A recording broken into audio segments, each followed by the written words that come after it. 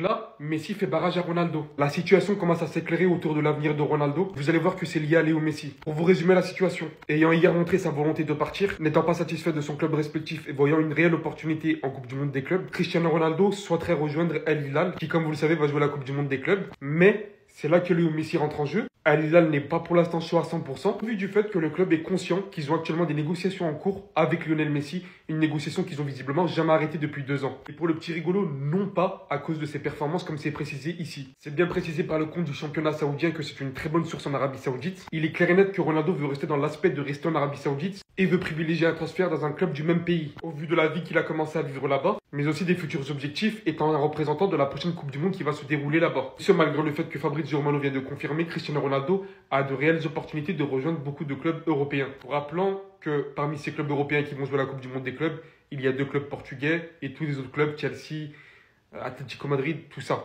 Son avenir est toujours pour l'instant très incertain, on va attendre beaucoup plus de nouvelles. Ça a commencé en fait, ça spawn comme ça. Le vestiaire madrilène aurait déjà des doutes sur Xabi Alonso. Une partie des joueurs du Real se pose des questions notamment sur le système de défense à 5 que souhaite instaurer le tacticien. La gestion des cas Modric et Vasquez n'a également pas plu à certains joueurs qui estiment qu'ils méritent plus de reconnaissance. D'un ridicule inadmissible. Foot Mercato, ça va vous boycotter définitivement. Comment tu peux te prétendre journaliste et venir citer de tels propos sur un club, même si on sait tous entre nous que c'est dès maintenant pour créer des débats dans le club, et quand même venir écrire ce genre d'article alors que Xabi Alonso n'a même pas encore entraîné un seul joueur de l'équipe. Tout cela pour créer de la confusion, déstabiliser. Ça tremble déjà. On est même en train de boucler nos milieux de terrain. Alors qu'on avait envoyé Nico Paz en Serie A, comme vous le savez, l'un de nos joueurs du Castilla, qui a été élu pour sa première saison meilleur jeune joueur de l'année.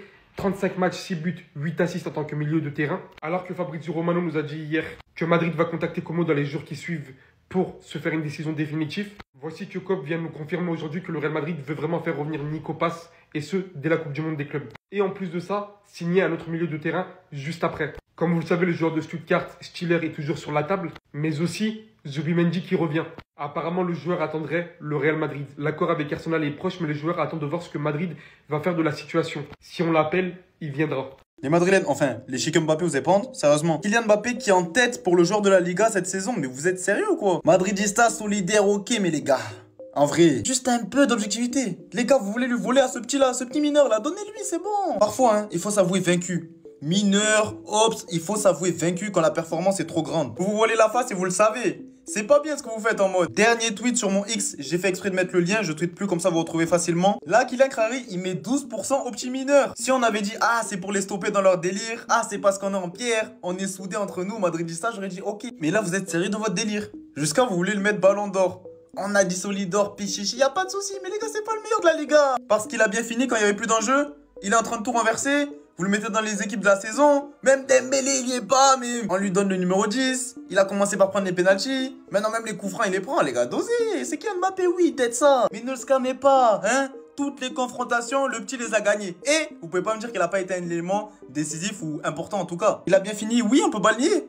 Mais Lamine Yamal a su être décisif dans chaque moment important. Chaque moment important. Toutes ces défaites, tous ces matchs nuls. Kylian Mbappé, il était là, hein. Il a dû rater 2-3, pas plus. Il a pas eu de grosse blessure, Kylian Mbappé, hein. On a failli se faire éliminer en poule de Ligue des Champions, les gars. Premier classico, mate les statistiques du Boug. 8 hors-jeu. Quand Liverpool, même une passe, il savait pas faire. Contre l'Atlético, invisible. Tour d'après, on se fait éliminer, invisible aussi. Il a trop manqué et quand il a été décisif, ça n'a pas suffi, malheureusement. Il a très bien fini sa saison, oui. Mais à un moment donné, même si le trophée est individuel, ça reste un sport collectif. C'est peut-être cruel, mais c'est comme ça, malheureusement. Même s'il a performé sur les derniers matchs contre le FC Barcelone, ça suffit pas. Quand c'était Vini qui s'était fait scam, vous vous plaignez. Ah, il vote pas objectivement, mais les gars, soyez un peu francs. L'équipe de la saison vient de sortir, les amis, et autant vous dire qu'elle est juste incroyable. Les joueurs qui ont été sélectionnés dans le 11, c'est vraiment ce qu'il fallait. Cependant, je tiens à vous informer que Xabi Alonso a déjà des problèmes dans le vestiaire du Real Madrid. D'après le média Foot Mercato, le vestiaire du Real Madrid aurait déjà des doutes sur Xabi Alonso. Déjà, une partie des joueurs du Real Madrid se pose des questions, notamment sur le système de défense à 5 que souhaite instaurer le technicien. Pour ceux qui ne seraient pas au courant, Xabi Alonso a l'habitude de jouer en 3-5-2, c'est-à-dire avec 2 pistons et 3 défenseurs au Bayern Leverkusen. Et le média rajoute aussi que la gestion des des cas, Luka Modric, Lucas Vazquez n'a également pas plu à certains joueurs qui estiment qu'ils méritaient plus de reconnaissance. Quel genre de reconnaissance, dites-nous, parce que là, ce que moi j'ai vu là, c'était vraiment une belle reconnaissance. Même Florentino Pérez était ému, le gars il a pleuré. Quel genre de reconnaissance vous voulez? Eux au moins ils peuvent s'estimer heureux, parce que s'il y a bien un joueur qui doit partir fâché, c'est Pasteur Valero. Le gars il a eu aucune reconnaissance. Vraiment hier, dans le silence le plus total, le gars il a lâché un message, voilà, un message d'au revoir. Avec sa femme en plus de ça au Santiago Bernabéu. On termine avec le 11 de la saison les amis, selon score 90. Comme vous pouvez le constater les amis, tout est parfait selon moi. Au goal on aura Donnarumma, les deux défenseurs on aura Bastoni et Van Beek, les deux latéraux Achraf Hakimi et Mendes. En 6 on aura Vitinha et avec lui les amis on aura Pedri et Florian Wirtz. Oh là là, la qualité technique de ce milieu, j'aime trop. Les trois attaquants les amis, en 9 on aura Kylian Mbappé et à gauche Rafinha, à droite Lamine Yamal. Franchement pour moi il n'y a rien à changer. Tu as du boulot mon frère, force à toi. Parce qu'il faut le corriger. Et oui, vous m'avez bien entendu, avec ce genre de statistiques, pichichi, même ce que vous voulez, il faut le corriger. Pourquoi vous pensez que Luis Enrique il pétait les plans en lui disant qu'il revenait pas défendre? Quand c'est moi pisse, vous allez dire quoi? Que Luis Enrique ne connaît pas le football? Pourquoi vous pensez que ce genre de propos peut sortir de la bouche de Warren? Pourquoi pensez-vous que Luis Enrique le sortait? Depuis sa naissance, hein, il ne cesse de battre les records. Il a jamais déçu sur une saison en termes de statistiques. Mais il a 26 ans, non? Et il a 0 Champions League. Posez-vous les bonnes questions. En commentaire, on n'est pas dans la hate, pas dans les embrouilles, mais posez-vous les bonnes questions. Pourquoi il arrive à performer tant individuellement, mais son équipe ne gagne jamais? C'est pas possible. Il en a un gros titre majeur. Parce qu'à cette époque-là, c'était un collectif qui ne tournait pas autour de Kylian. Parce qu'à cette époque-là, il se l'a donné, il mouillait le maillot et il revenait défendre. J'ai fait 2 vidéos, partie 1, partie 2, pour vous expliquer que Vinicius était moins bon à cause de Kylian Mbappé. Vous l'avez mal pris, ça peut se comprendre. Il faut peut-être que ça soit des gens plus haut placés, des analystes football, des anciens professionnels qui vous le disent pour que vous vous rendez compte. Il ne bonifie pas les joueurs avec qui il joue. De par son positionnement, son manque de repli défensif, comme il faut que vous l'entendiez, ce n'est pas que de la faute à Mbappé, c'est pas ce que j'ai dit. 31 buts pour vous dire le joueur que c'est, et beaucoup qui va chercher tout seul. Très peu qui finissent par des actions de jeu bien construites. Combien de fois on a vu cette saison Vini qui déborde sur son côté, il élimine, ballon en retrait, Kylian Mbappé finit en une. Jamais. C'est la clé du football pour gagner un match. Quand t'es en poussin depuis le plus jeune âge, si tu fais du football, il te le dit, l'attaquant c'est le premier défenseur. Quand je passais mon temps à critiquer Carlo, c'est parce qu'il ouvrait pas les yeux. Il a mis 4 mois à voir que Kylian Mbappé ne faisait pas les efforts défensifs. Et forcément ça met en péril les Jude Bellingham qui doivent se battre, revenir défendre à sa place. Donc oui, il ne bonifie pas ses joueurs. C'est très bien dit de la part de Kevin Jazz. La clé c'est de savoir s'il va réussir à rentrer dans le système de Xabi, qui passe au collectif par-dessus les individualités. Est-ce qu'il va réussir à défendre? Revenons au principe de base les gars. 7 ans au Paris Saint-Germain, des stades de malade mental. L'année où tu pars, ça joue mieux, ça va remporter la Ligue des Champions Kylian. Il lui manque juste ce petit truc pour devenir ce monstre. Ce top 1, personne ne peut parler avec lui. Faut pas le laisser faire ce qu'il veut. Le Ballon d'Or c'est pareil, il a 26 ans, il en a 0. Posez-vous les bonnes questions à un moment donné. C'est peut-être grâce à lui qu'on pourra redevenir les Galactiques. Virer les Luka Modric, acheter plein de petits jeunes, c'est pas ça la solution, c'est avoir un plan de jeu.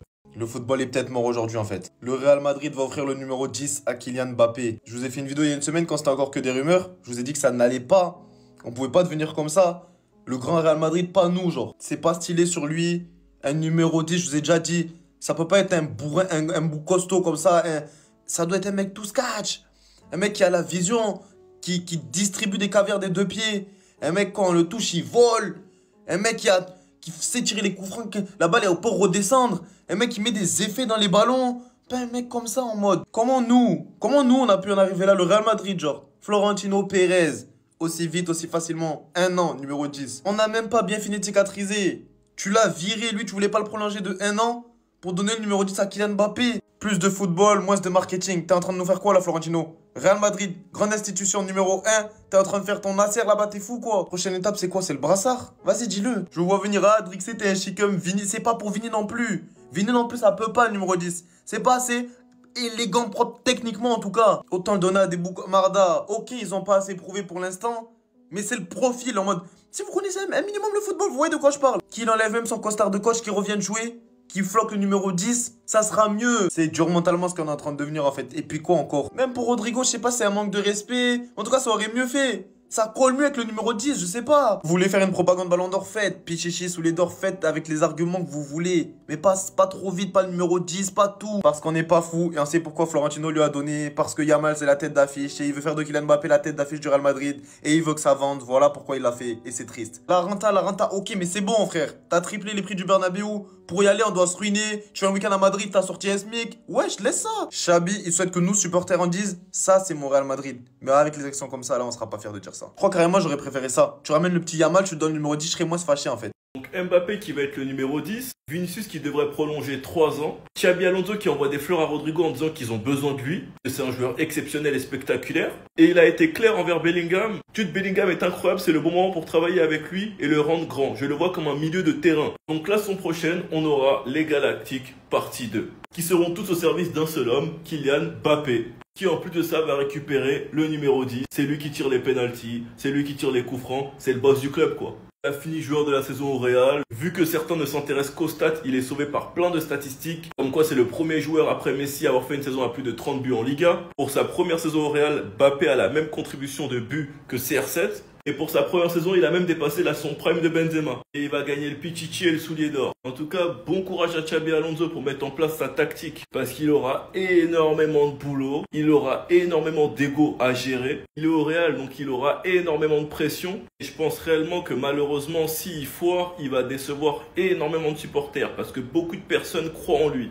Et moi, je reste persuadé que cette histoire de galactique, ça ne marchera pas. Et encore moins avec le style de jeu de ce nouveau coach. Enfin bref, sinon vous les gars, vous en pensez quoi? Ah ouais, sur cette affaire, on s'ennuie.